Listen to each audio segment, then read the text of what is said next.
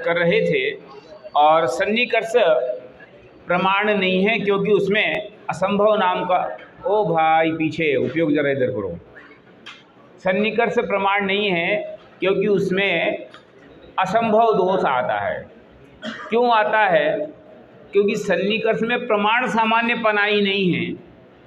तो जिसमें प्रमाण सामान्यपना नहीं है उसमें प्रमाण विशेष कहाँ से आएगा? प्रमाण सामान्य क्यों नहीं है? प्रश्न है ना। आपने कह दी प्रमाण सामान्य, तो क्यों नहीं है? क्योंकि वो सन्निकर्ष अचेतन है।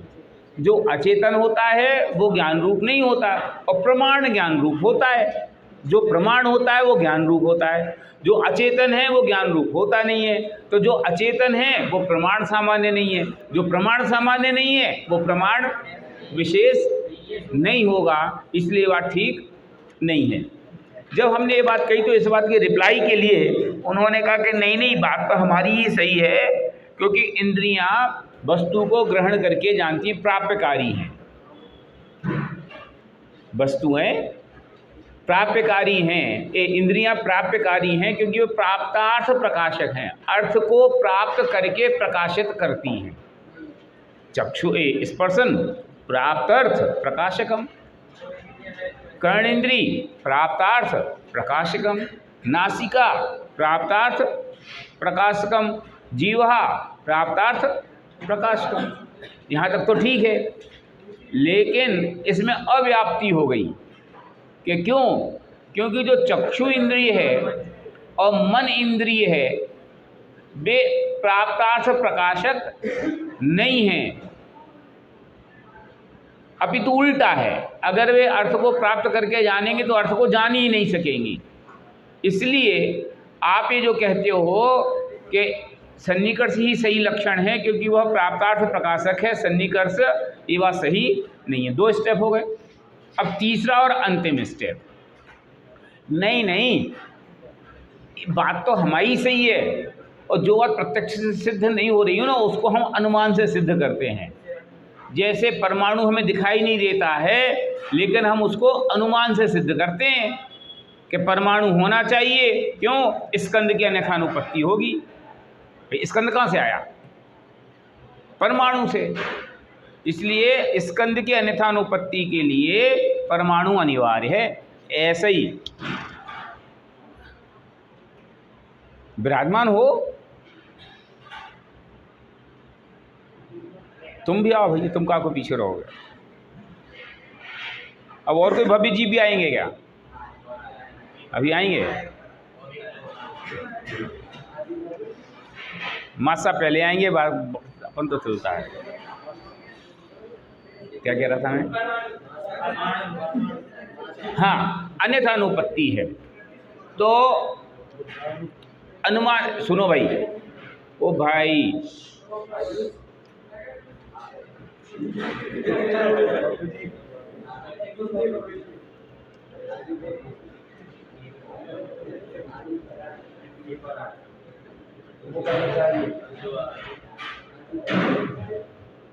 हो गए सबरे? चलो, अब उपयोग ठीक है। कंसंट्रेट होते तो पढ़ाई होती है। हाँ, तो चक्षु इंद्रिय अप्राप्यकारी है, इसको हम अनुमान से चक्षु इंद्रिय प्राप्यकारी है, इसको हम अनुमान से सिद्ध करते हैं। कि क्या अनुमान है? कि चक्षु इंद्रिय को प्राप्यकारी होना चाहिए अन्य इंद्रियों की तरह। स्पर्शन इंद्रिय, जैसे स्पर्शन इंद्रिय बहिरिंद्रिय है वह प्राप्तार्थ प्रकाशक है, ऐसे चक्षु इंद्रिय बहिरिंद्रिय है तो प्राप्तार्थ प्रकाशक होना चाहिए।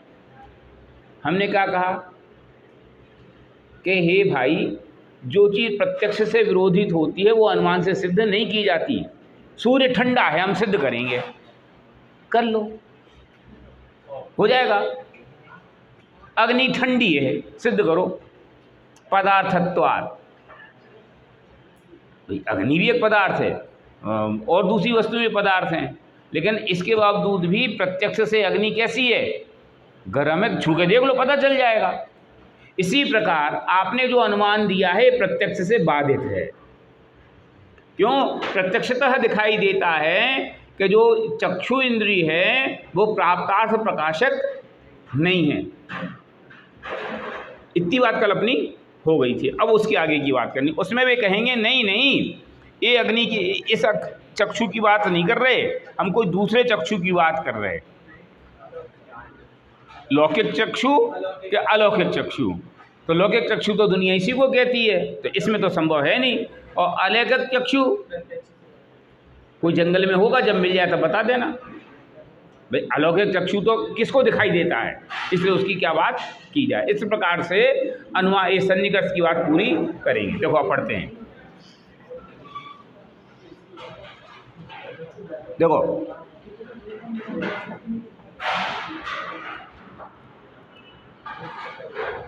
मैं 8 में के शुरू से पढ़ रहा हूँ, थोड़ा आपको रिवीजन भी हो जाएगा।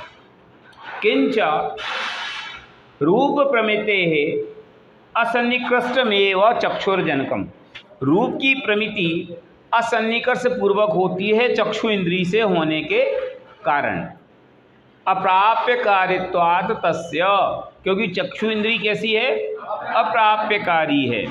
ततः सन्निकर्ष अभावे अपि, सन्निकर्ष के अभाव में भी साक्षात्कारी प्रमा उत्पत्ति है, प्रत्यक्ष प्रमाण की उत्पत्ति हो जाने के कारण से न सन्निकर्ष रूपते एव प्रत्यक्षस्य, सन्निकर्ष की प्रत्यक्ष रूपता नहीं बनती।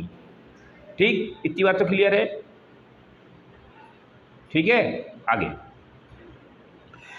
न च अप्राप्य कार्यत्वं चक्षुषा अप्रसिद्धम प्रत्यक्षतः तथैव प्रतीते। और चक्षु इंद्रिय की अप्राप्यकारिता बहुत कठिन नहीं है, असंभव नहीं है, क्योंकि प्रत्यक्ष से ऐसा दिखाई देता है।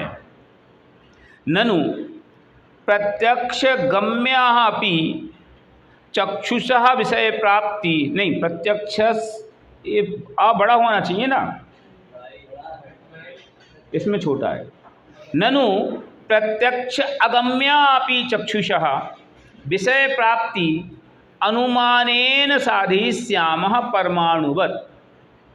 ठीक है, कोई बात नहीं, प्रत्यक्ष से समझ में नहीं आ रहा ना, तो भी हम उसकी अप्राप्यकारिता अनुमान से सिद्ध करेंगे परमाणु की भांति। यथा प्रत्यक्ष असिद्धो अपि परमाणु कार्य अन्यथा अनुपत्ति अनुमानेन साध्यते, तथा चक्षु प्राप्तार्थ प्रकाशकम बहिरिंद्रियत्वात् त्वग इंद्रियवत् इति अनुमानात् प्राप्य सिद्धि ही। जिस प्रकार प्रत्यक्ष से सिद्ध नहीं होने पर भी परमाणु कार्य की अन्यथा अनुपत्ति इस अनुमान से सिद्ध किया जाता है, उसी प्रकार चक्षु भी प्राप्तार्थ प्रकाशक है। प्राप्तार्थ प्रकाशक है माने वस्तु को ग्रहण करके जानता है। प्राप्तार्थ प्रकाशक अर्थ को प्राप्त करके प्रकाशित करता है, प्राप्तार्थ प्रकाशक है। क्यों? बहिरिंद्रियत्वात्, क्योंकि यह बाहर की इंद्रिय है, दिखने वाली इंद्रिय है। त्वग इंद्रियवत्, जैसे कि त्वचा बहिरिंद्रिय प्राप्तार्थ प्रकाशक है, उसी प्रकार आँख भी बहिरिंद्रिय प्राप्तार्थ प्रकाशक है। ये उन्होंने अनुमान का प्रयोग किया। इति अनुमानात् प्राप्ति सिद्धि, इस प्रकार से चक्षु इंद्रिय की प्राप्ति सिद्ध होती है। प्राप्तिरेवि सन्निकर्षः ततो न सन्निकर्ष अव्याप्ति इति चेत, इसलिए सन्निकर्ष की अव्याप्ति नहीं होती। किससे अव्याप्ति नहीं होती?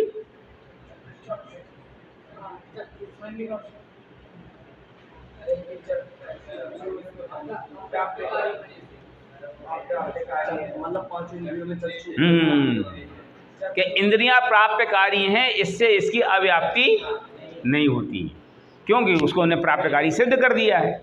उत्तर न, ये बात सही नहीं है। क्यों? अस्य अनुमानाभासत्वात्, ये जो तुमने अनुमान दिया है वो गधा नंबर 1 है, फर्जी अनुमान, नकली अनुमानाभासत्वात्, कि यह अनुमान का प्रयोग सही नहीं है। कैसे? तद्यथा बतलाते हैं।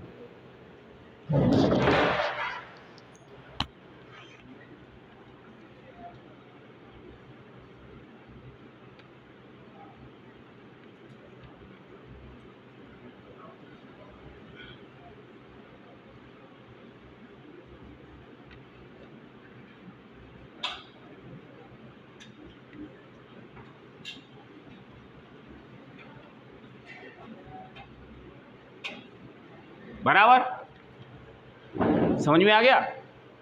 ये क्या है, ये क्या है, ये क्या है,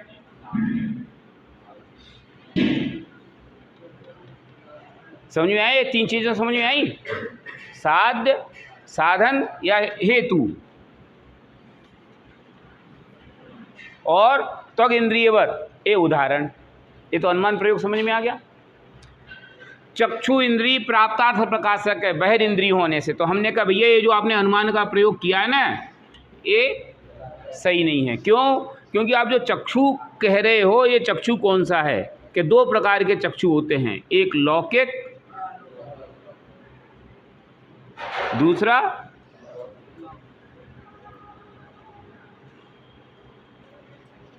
तो लौकिक चक्षु तो ऐसा, लौकिक चक्षु तो ऐसा है नहीं। क्यों?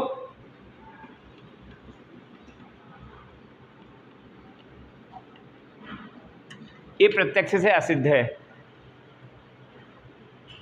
ये जो लौकिक, अगर चक्षु का अर्थ आप लौकिक चक्षु करो तो वो प्राप्तार्थ प्रकाशक नहीं है। क्यों? क्योंकि प्रत्यक्ष से हमें ऐसा नहीं दिखाई देता, इसलिए ये आपका तर्क गलत है। अब दूसरी बात, नहीं लौकिक नहीं, अलौकिक चक्षु है।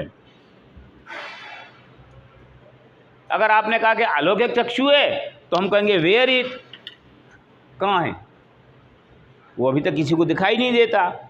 इसलिए ये आपका जो अनुमान का प्रयोग है, ये प्रयोग गलत है। इसलिए सन्निकर्ष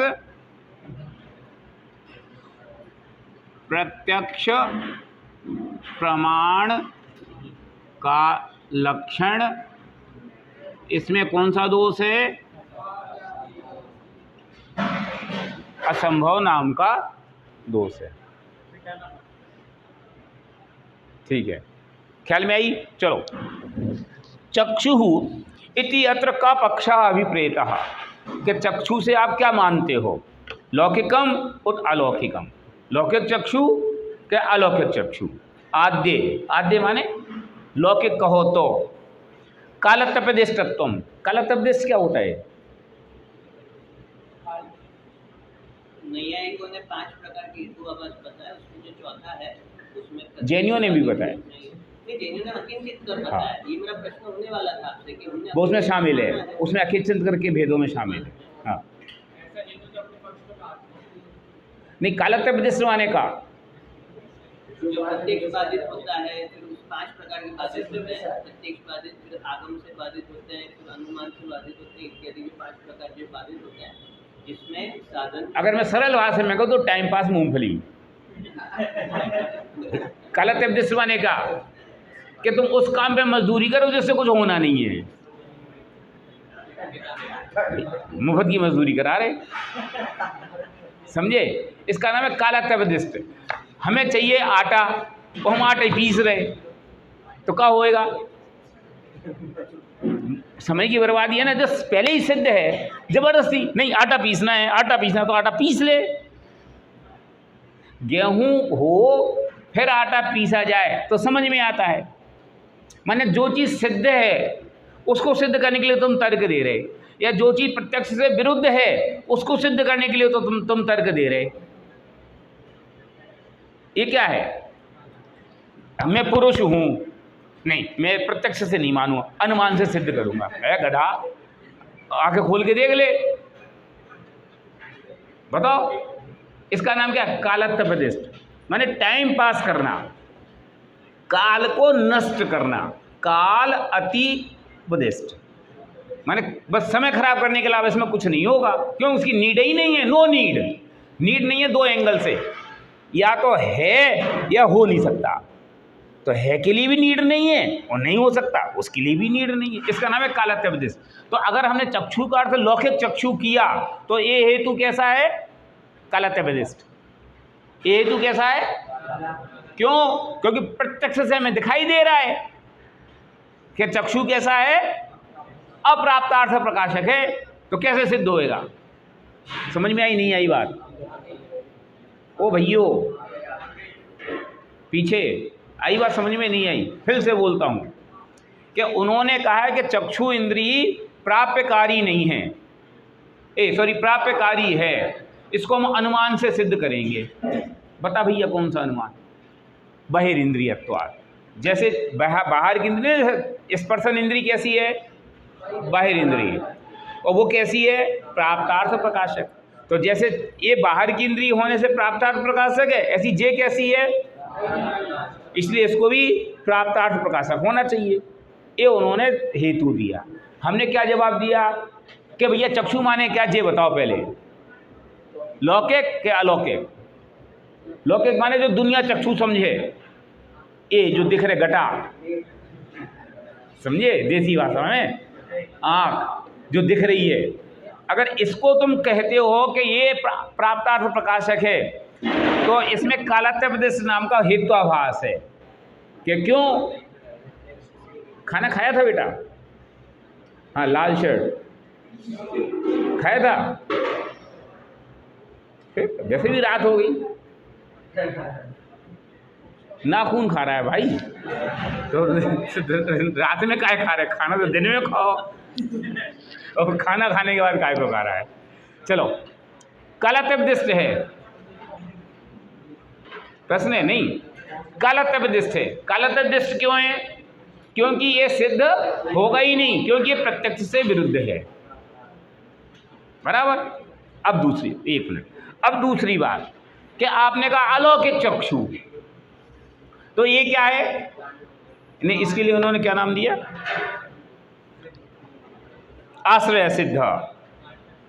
आश्रय सिद्ध माने उस हेतु का कोई आश्रय ही नहीं है जहां वो विराजमान होए। क्यों? ये चक्षु ही नहीं है दुनिया में। ये हेतु कहाँ जाके बैठे? आँख पे। तो ये आँख है कहाँ? अगर आँख का अर्थ अलौकिक चक्षु करो, तो इस हेतु का कोई कुर्सी ही नहीं है बेचारी की जहाँ जो जाके बैठ सके। इसका नाम है आश्रय सिद्ध, माने ये असंभव है। इस प्रकार से ये बात सिद्ध नहीं हुई। एक बात, अब आचार्यों ने कहा तुमने जो बात कही उसको तो मैंने कैंसिल कर दिया। अब हम तर्क दे रहे कि वह अप्राप्तार्थ प्रकाशक है। कि क्या तर्क? शाखा सुधा दिधीति समकाल ग्रहण अन्यथा अनुपत्ति। कि शाखा माने पेड़ और सुधा दिधीति माने चंद्रमा। तो आँख से देखो तो पेड़ और चंद्रमा एक साथ दिखते हैं कि क्रम से दिखते हैं? एक साथ दिखते हैं ना, क्रम से तो नहीं दिखते। तो एक साथ का कैसे दिखेंगे?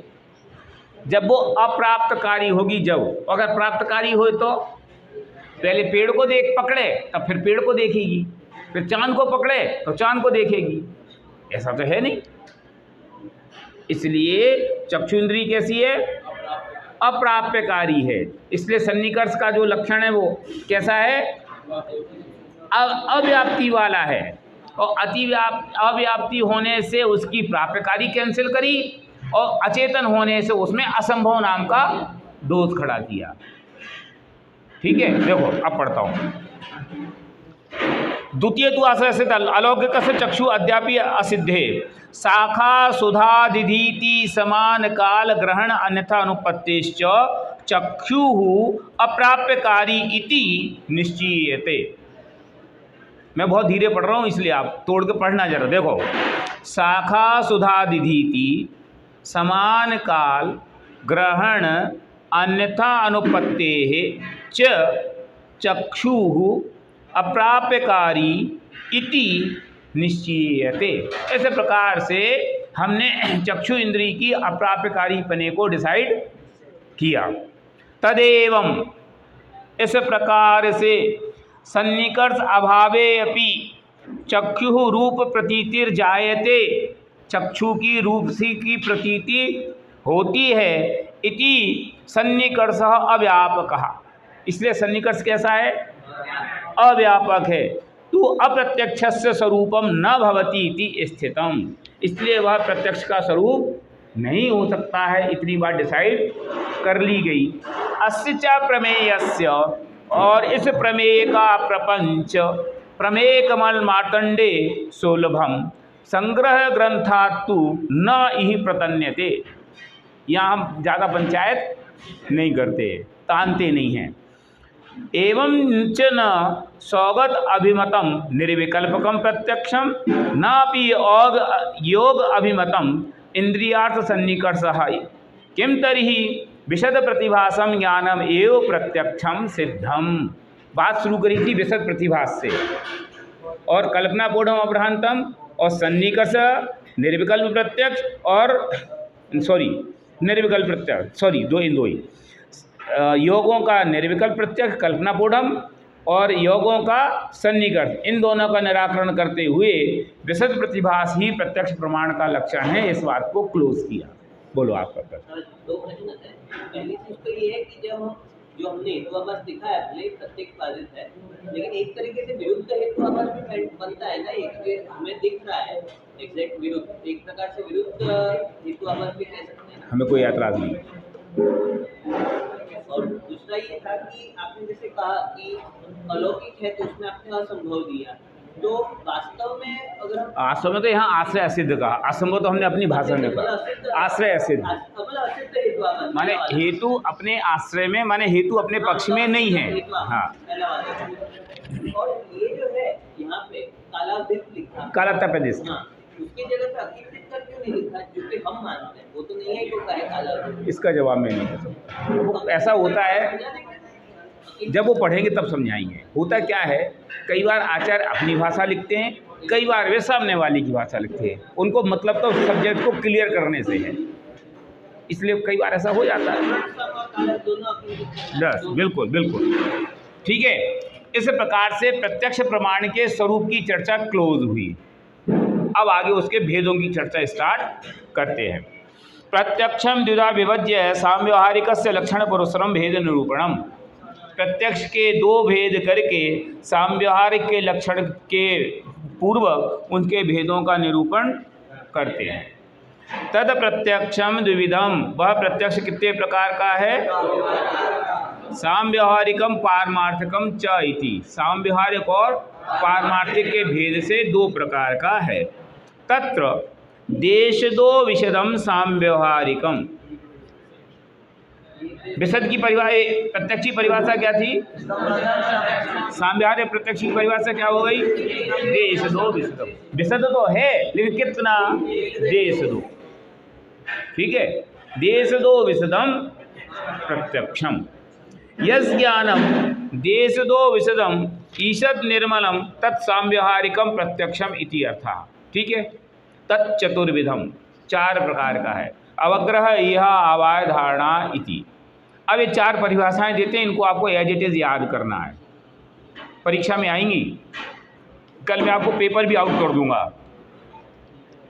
तत्र इंद्रियार्थ समवधान समनंतर समुत्थ सत्तालोचन अंतर्भावी सत्तावांतर जाति विशिष्ट वस्तुग्रही ज्ञान विशेषो अवग्रह यथा अयम पुरुषः इति। ये अवग्रह की परिभाषा है कि कैसी? इंद्रिय अर्थ समवधान समनंतर। सबसे पहले तो इंद्रिय और अर्थ का कांटेक्ट हुआ। ठीक है, अब वो कांटेक्ट किसी तरीके से हो सकता है, इस चक्कर में नहीं रहने कि छूके हुआ कि एक प्रॉपर डिस्टेंस के साथ हुआ। जिस इंद्रिय के योग्य जैसा होता है वैसा। ठीक है, हमारे यहाँ सन्निकर्ष का लफड़ा नहीं है, प्राप्यकारी अप्राप्यकारी का लफड़ा नहीं है। तो इंद्रिय और अर्थ का संबंध हुआ। उसके बाद क्या हुआ? सबसे पहले सत्तालोचन। ये क्या है?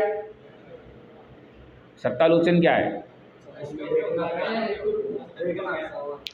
सत्तालोचन क्या है? उपयोग में कौन सा उपयोग है? सत्तालोचन दो प्रकार का उपयोग। कौन सा उपयोग है?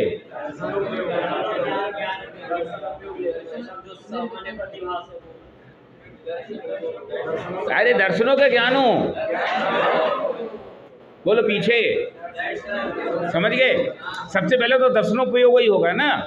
तो इंद्रिय अर्थ का संबंध हुआ और सत्तालोचन दर्शनोपयोग हुआ, फर्स्ट स्टेप। फिर अंतर्भावी, उसके बाद पैदा हुआ क्या? सत्ता अवांतर जाति, इससे अलग प्रकार का सत्तालोचन हुआ ना। तो अवग्रह में भी लगभग वही चीज़ थी, तो उन्होंने कहा उससे सम काइंड ऑफ डिफरेंस, थोड़ा अलग।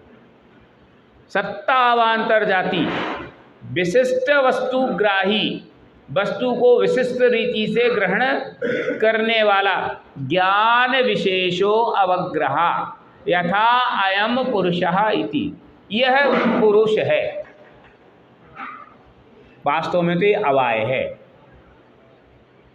लेकिन क्या करें, उदाहरण देना हो तो उसी में से सेक्टर बनाने पड़ेंगे ना।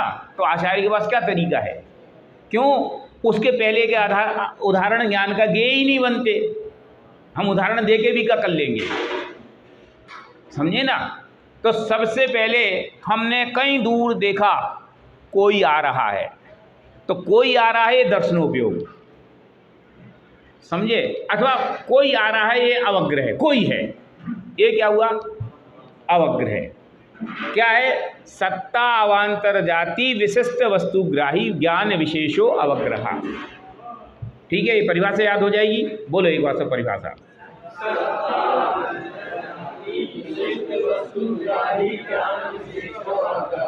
हे भव्य जीवो, हमने परिभाषा बोलने को बोला, आपने क्या बोला, बोलो।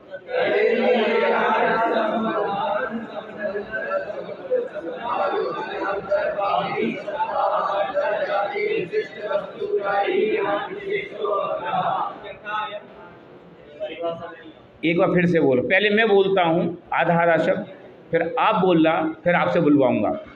तत् इंद्रिय अर्थ समावधान समनंतर, तत्र क्यों बोला जाएगा परिभाषा में, ये तो प्रकरण में तत्र लिखा है, परिभाषा में तत्र लिखोगे का। इंद्रिय अर्थ समावधान समनंतर समुत्थ सत्तालोचन अंतर्भावी सत्ता अवान्तर जाति विशिष्ट वस्तुग्रही ज्ञान विशेषो अवग्रह यथा अयम पुरुषः। अब बोलो।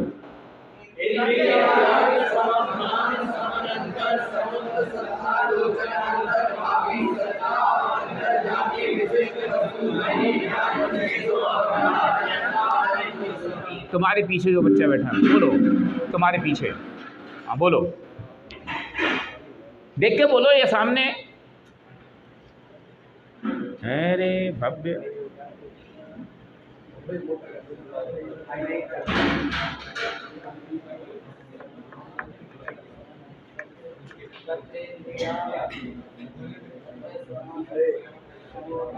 अरे यार इतनी जोर से तो बोलो कि मैं सुनाई दे, बोलो।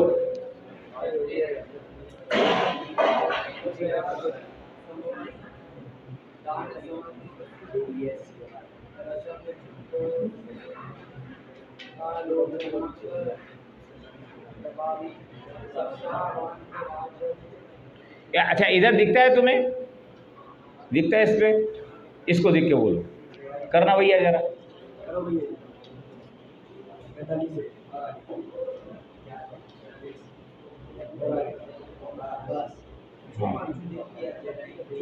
अरे अरे हाँ चलो अब बोलो।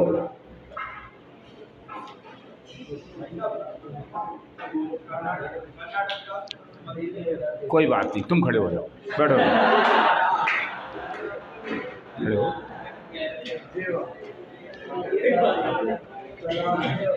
ज्ञानचंद जी बनने का दुख है, पढ़ो।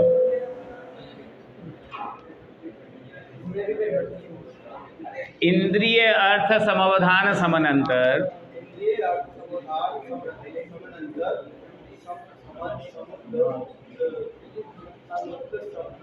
सत्ता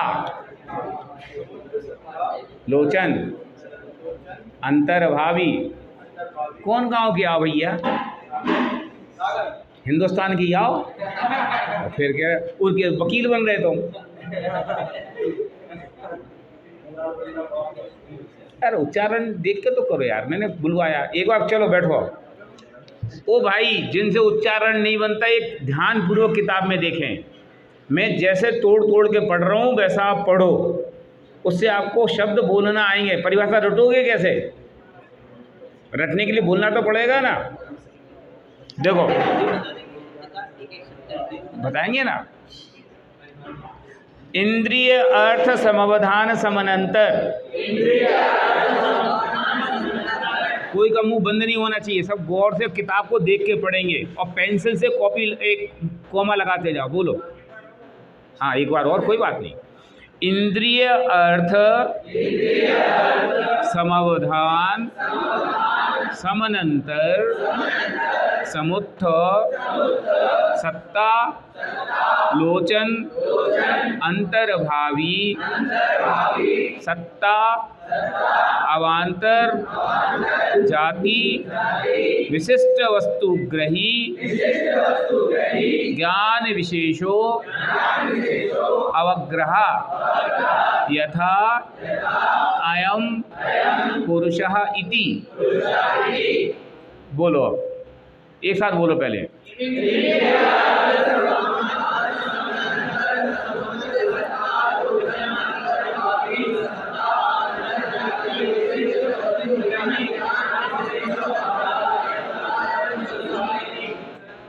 ये सामूहिक में क्यों बुलवाते हैं? इसका बेनिफिट ये है कि जो बच्चे होशियार हैं वे तो बोल लेते हैं, और जो बच्चे थोड़े कम होशियार हैं वे उनकी देखा देखी बोल लेते हैं। अपना मुंह से बोलते तो उन्हें ख्याल में मैं कहाँ गलत कर गया, तो उसको सुधार सकते हैं। इंडिविजुअल बुलाओ तो इज्जत का सवाल बन जाता है। ठीक है, बोलो भैया पीछे काली शर्ट ब्लैक शर्ट पीछे खड़े हो। नहीं दोनों ही करना है। ज्ञान के क्षेत्र में इज्जत का सवाल करोगे तो पढ़ ही नहीं पाओगे।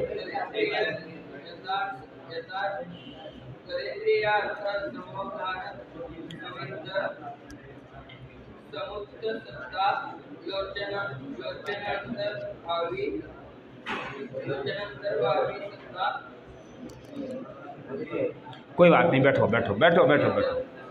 अभ्यास करना, प्रैक्टिस करना, आपको आएगा।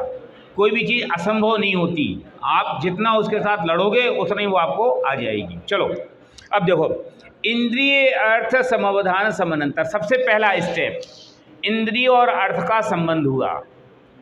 इंद्रिय और अर्थ, समवधान माने कांटेक्ट, कांटेक्ट माने अंडर द रेंज। भाई जहाँ तक इंद्रिय की पहुँचे वहाँ तक तो होए, उसके पीछे तो कैसे जानेगी वो। ठीक है, तो इंद्रिय अर्थ समवधान समनंतर। अब इसके बाद सत्तालोचन। सत्तालोचन माने दर्शनोपयोग, ज्ञान के, हाँ समुत्थ माने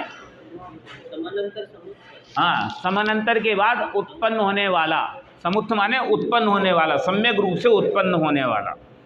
सत्तालोचन अंतर्भावी। सत्तालोचन हुआ कब? इंद्रिय अर्थ का समवधान हुआ, फिर क्या हुआ?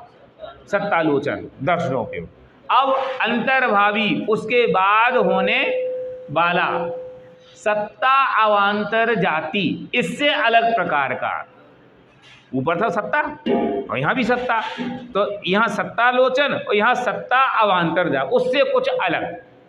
सत्ता अवांतर जाति विशिष्ट वस्तु ग्रही, विशिष्ट रूप से वस्तु को ग्रहण करने वाला। माने जैसा दर्शनोपयोग ने वस्तु को ग्रहण किया वैसा नहीं, उससे अलग, विशिष्ट।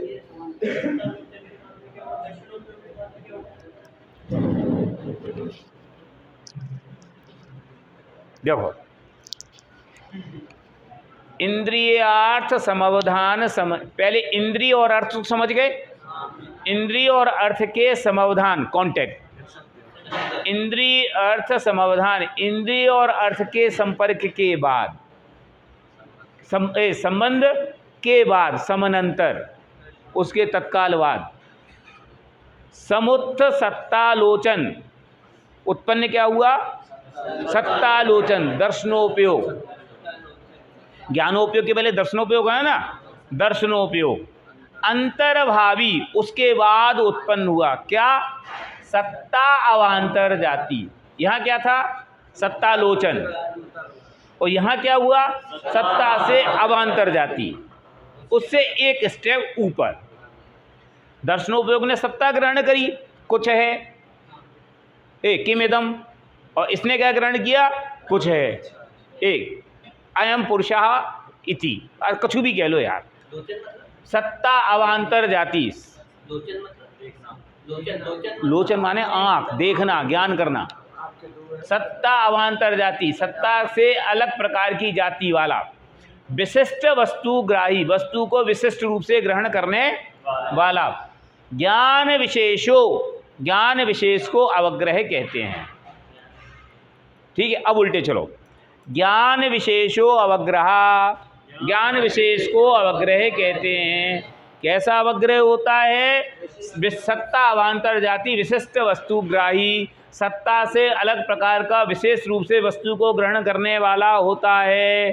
कब होता है? सत्तालोचन अंतर्भावी होता है, दर्शनोपयोग के बाद होता है। और कैसा होता है? इंद्रिय अर्थ के समाधान के बाद होता है। मतलब हमें सन्निकर्ष से विरोध नहीं, हमें कहना है दर्शन उपयोग करके ज्ञान उपयोग होगा, तभी हम हाँ, सिर्फ सन्निकर्ष। ठीक है, ख्याल में आ गया? हाँ,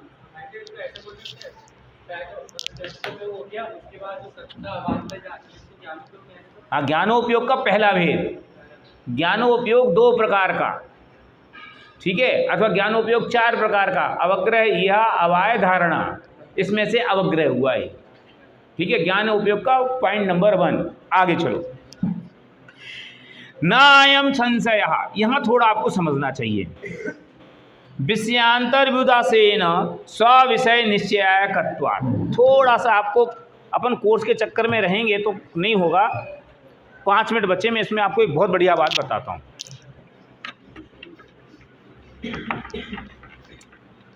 इसको गीला कर दें क्या? तत्काल मिटाने तो मिट जाता है।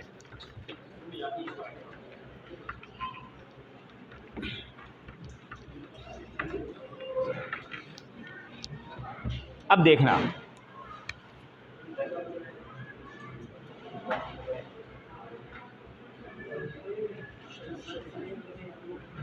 संशय और अवग्रह में क्या अंतर है? अथवा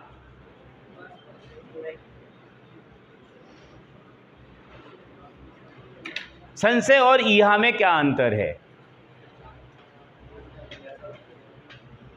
सोचो, बोल। मतलब या में ऐसा होगा जो हमने जाना उसको विशिष्ट जानने की इच्छा है, और संशय में क्वेश्चन ही बना रहे, शंका होती है। ये अब अगर ऐसा होगा जो जान रहा है, जैसे ये पुरुष है तो वो मतलब उसने सच्चा जान रहा है, विशिष्ट मतलब जान ही रहा है, सच्चा जान रहा है, लेकिन संशय में सच्चा नहीं जानता। संशय में शंका होगी, शायद संशय में ऐसा होगा कि दो तरफ ढला हुआ है कि ये एक ही है। अवज्ञा में ऐसा होता है, संशय में ऐसा होता है कि दो वस्तुओं के प्रति करती है।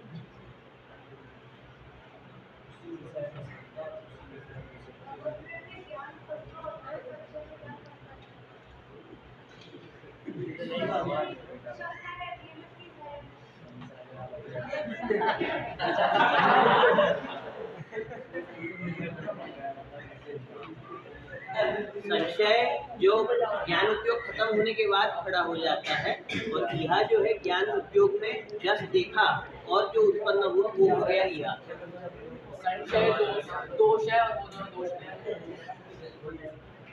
और कोई पुरुषार्थी बोलो, और कोई? अब सुनो, अब सुनो। संशय और अवग्रह में और ईहा और संशय में क्या अंतर है? संशय है निर्णय रूप ज्ञान। क्यों निर्णय रूप नहीं है?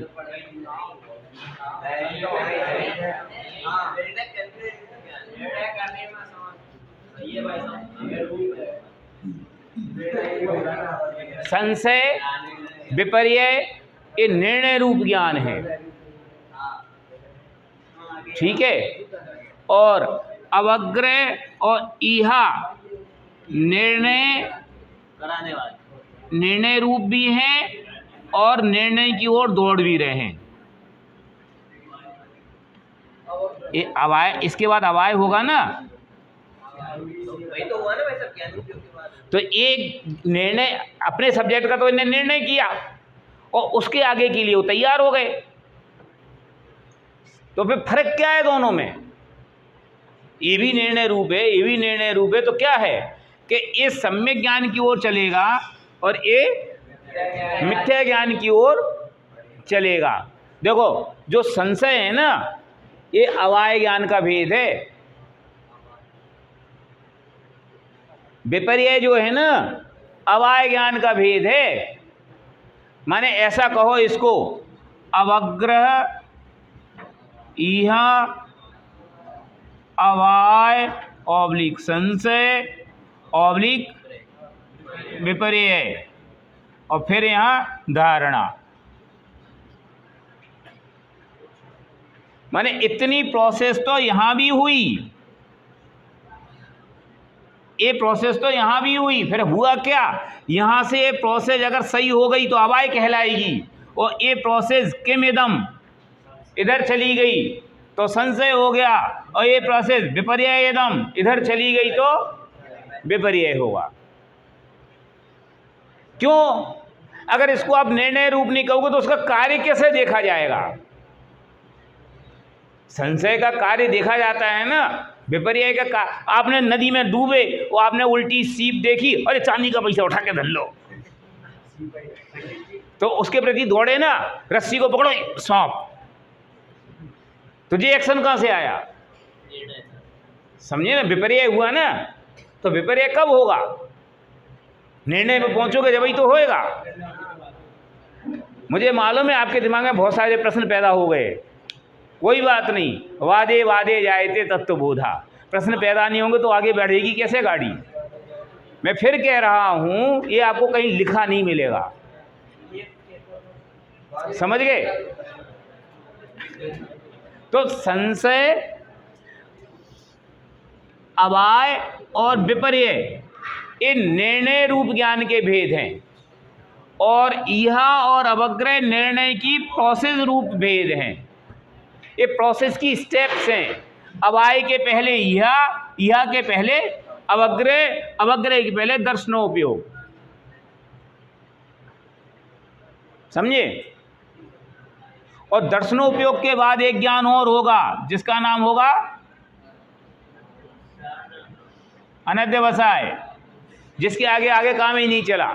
और वो अनध्यवसाय कहाँ कहाँ हो सकता है? दर्शनोपयोग के बाद भी, अवग्रह के बाद भी, इहा के बाद भी। अवाय में तो काम ही होगा, फिर अध्यवसाय काहे का बचा? ठीक है, बोलो। हाँ बोल, क्या समझ में नहीं? जो बोलो तो मैं बोलूं। अरे एग्जाम्पल तो मैं कैसे बताऊं? हाँ बोलिए। मतलब दो प्रश्न है, अनंत व्यवसाय को व्यंजन अवग्रह कह सकते हैं? नहीं कह सकते। व्यंजन अवग्रह अलग चीज है, अनध्यवसाय अलग चीज है। अनध्यवसाय जानने के प्रति अनुत्साह रूप परिणाम का नाम है, और व्यंजन अवग्रह अस्पष्ट जानने का नाम है। यस, अवग्रह दर्शनोपयोग के बाद ज्ञान की प्रक्रिया बढ़ेगी तो अवग्रह होगा, उसका दिया होगी, उसके बाद अवाय होगा। अबे ये भी ज्ञानोपयोग है, ये भी ज्ञानोपयोग है, ये भी ज्ञानोपयोग है, ये भी ज्ञानोपयोग है, ये भी ज्ञानोपयोग है, सब ज्ञानोपयोग के ही भेद हैं। हाँ, मतलब दूसरा प्रश्न ये था कि जो संशय होता है उसमें ऐसा हो सकता है कि दो मैंने जो दो संशय जिसमें दोनों गलत हो, दो गलत चीजों में संशय कह सकते हो, सकता है ना? हमें कोई ऐतराज नहीं है। और वो फिर विपर्य में जाना ही है, संशय कोई ना सच्चाई में कोई जरूरी नहीं है। विपर्य के बाद संशय के बाद सम्यक ज्ञान भी हो सकता है, विपर्य भी हो सकता है, खड़ा हो सकता है। संशय खड़ा रह सकता है ना, मैं आत्मा हूं का शरीर हूं, मैं आज तक क्लियर नहीं है, ये संशय में तो जी रहा है। आप पुण्य से धर्म है कि शुद्धोपयोग से धर्म है, हम आज तक इसमें तो जी रहे, ये क्या है? संशय तो है। हम ये कहें कि पुण्य से ही धर्म है, ये विपर्य है। निर्णय है हमें कि पुण्य धर्म नहीं है, लेकिन उस लेवल पे नहीं गया ना जिस लेवल पे जाना चाहिए। चलो संशय को निर्णय के रूप में किस अरे इस आधार से कह रहे हैं क्योंकि अगर निर्णय नहीं होगा तो उसका कार्य नहीं देखा जाएगा भाई। अवग्रह के बाद ईहा हुई, ईहा के बाद अवाय हुआ तो आपको किसी वस्तु का निर्णय हुआ, ठीक है। अब संशय से आपको लोक में व्यवहार देखते हो ना संशय ज्ञान का, तो निर्णय हुआ जब तो आपने उसका काम किया संशय का। 500 का नोट आपके हाथ में आया, अरे यार नकली सा दिख रहा है, असली है कि नकली, ठिठक गए ना आप। तो निर्णय वो नहीं होता तो कैसे करते? सॉरी, कार्य के आधार से उसको निर्णय, अरे वो निर्णय रूप ही है, लेकिन अब प्रश्न आ गया ना कि कैसे कहोगे, तो हम कार्य से तो बताएंगे, ज्ञान को हम कैसे बताएंगे? व्यवहार से ही बताएंगे, समझे ना। इसलिए हैं ऐसा अनध्यवसाय किसका नाम है? ओ भाई, अनध्यवसाय किसका नाम है? कुछ है का नाम अनध्यवसाय नहीं है पगलो, ये तो उसकी परिभाषा है। ज्ञान के प्रति अनुत्साह, इसका नाम है अनध्यवसाय। अवग्रह के बाद गाड़ी आगे नहीं बढ़ी तो रुक गई वहां, ईहा के बाद गाड़ी आगे नहीं बढ़ी, रुक गई गाड़ी, और अवाय हो गया तो फिर हो ही गई ना कन्फर्मेशन। तो या तो अवाय होगा या संशय होगा या विपर्यय होगा, ऐसा। चलो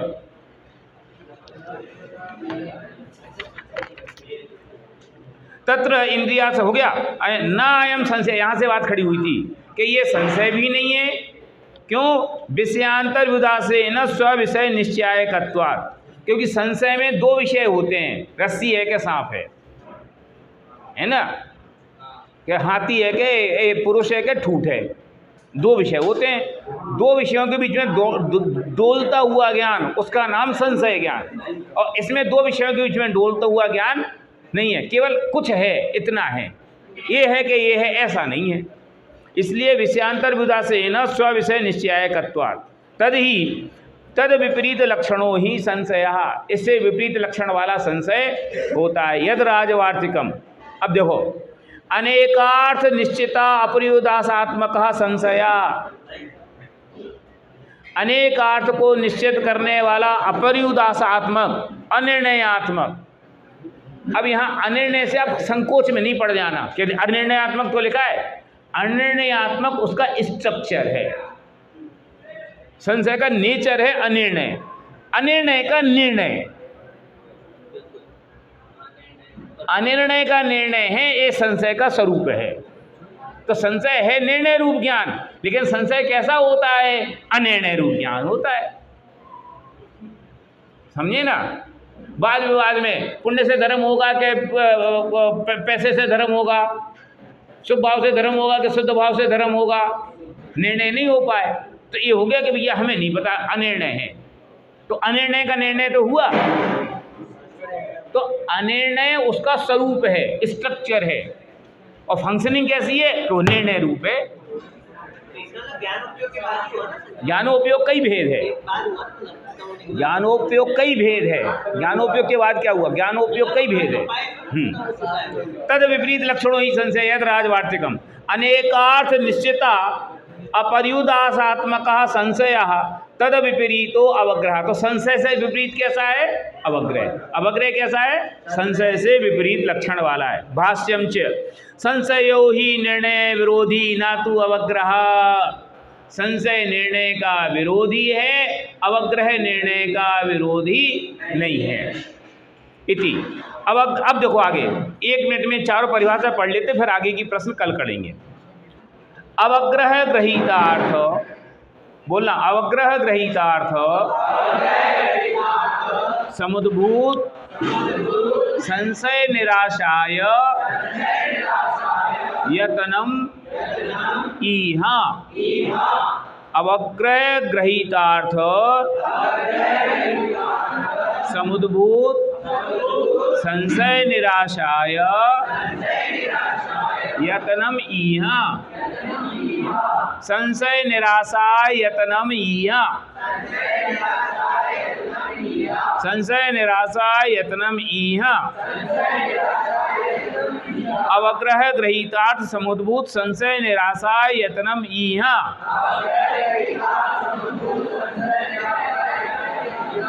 ठीक, अवग्रह हो गया। अब सेकंड स्टेप, अवग्रह के बाद कौतूहल हुआ। यहाँ संशय वैसा संशय नहीं समझना, जानने की जिज्ञासा क्या है और डेप्थ में जाने की इच्छा हुई। तो संशय के द्वारा जो अवग्रह के द्वारा जो चीज़ जानी, उसमें विशेष जानने के प्रति जो जिज्ञासा हुई और उसके लिए जो यत्न किया गया। अच्छा, ये आ रहे हैं, ये क्या है? ईहा, समझे? अच्छा, ओके, ठीक ठीक ठीक, ये ईहा, समझे ना? तो अवग्रह के ग्रहण किए गए अर्थ में जो संशय उत्पन्न हुआ, उसका निर्णय करने के लिए जो यत्न किया गया वो ईहा है। दक्षिणात्तम उद औदीच्यम इति। ये जो आदमी दिख रहा है ये हिंदुस्तान का है कि पाकिस्तान का, अथवा दक्षिण भारतीय है क्या, माने इडली डोसा वाला है कि दाल रोटी वाला है? ठीक, दक्षिणात्यम औदीच्यम इति। संशये सति, अब देखो, संशये सति दक्षिणात्येन भवितव्यम इति। नहीं, दक्षिण वाला होना चाहिए। तन्निराशाय याख्यम ज्ञानम जायते। तो अब वो जो ज्ञान ने प्रयत्न किया, अवग्रह ने जो अस्पष्ट विषय को जाना था उसको और स्पष्टता से जानने का जो प्रयत्न है ना, वास्तव में वो प्रयत्न ईहा है। माने ज्ञानोपयोग की, ज्ञेय को और स्पष्ट जानने की जिज्ञासा या उसके के लिए किया गया उसका प्रयत्न, वो क्या है? ईहा। ठीक, भाषादि विशेष निर्गानात् यथात्म अवगमनम अवाया।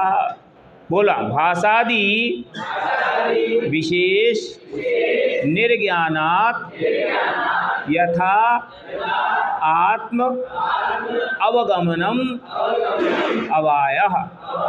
भाषादि विशेष निर्ज्ञानात्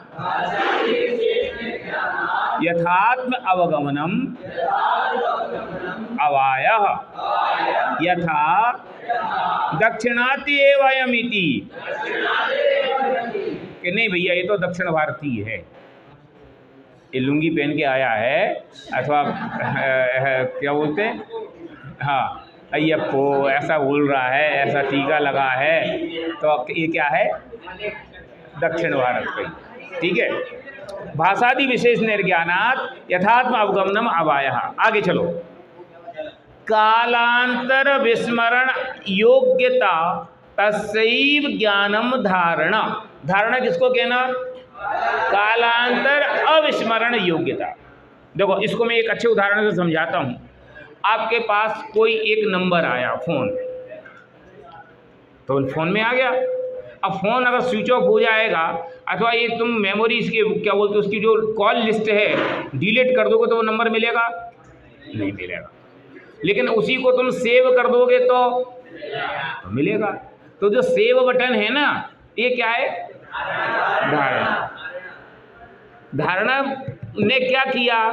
उस ज्ञान में ऐसा संस्कार डेवलप किया कि अब तुम कल चाहोगे तो तुम्हें याद आ जाएगा। तो कालांतर अविस्मरण योग्यता, अगले समय में नहीं भूलने की योग्यता। कालांतर अविस्मरण योग्यता, समय के पश्चात। अब कौन कितने समय के बाद भूलेगा? उसकी धारणा जितनी गहरी होगी। बचपन की लाखों बातें थी, तुम्हें 2-4 बातें याद हैं। हो सकता है पापा ने एक जोरदार झन्नाटेदार दिया हो, वो आज भी याद होए। कोई मोहल्ले वाले से तुम्हारी अच्छी खासी लड़ाई हुई हो, वो तुम्हें आज तक याद हो, और बाकी हजारों बातें भूल गए। समझे ना? तो किसकी धारणा कितनी गहरी है उस पर डिपेंड करता है कि वो कब तक याद रहेगा। तो कालांतर अविस्मरण योग्यता तस्यैव ज्ञानम धारणा। क्यों? यद वशात उत्तर काले भी सह इति एवं स्मरणम जायते। जिसके कारण से यह वही है ऐसा बाद में याद आ जाता है। तो अवग्रह, यहाँ अवाय, उदाहरण, 4 ज्ञानों की परिभाषा अपन ने आज पढ़ी है। ये क्या है? ये क्या है? हैं, हर बार ज्ञानचंद जी सही हो जरूरी नहीं है, इसलिए अपनी बुद्धि काम में लिया करो, भेड़ चाल न चला करो, है ना? हमने कब मना किया?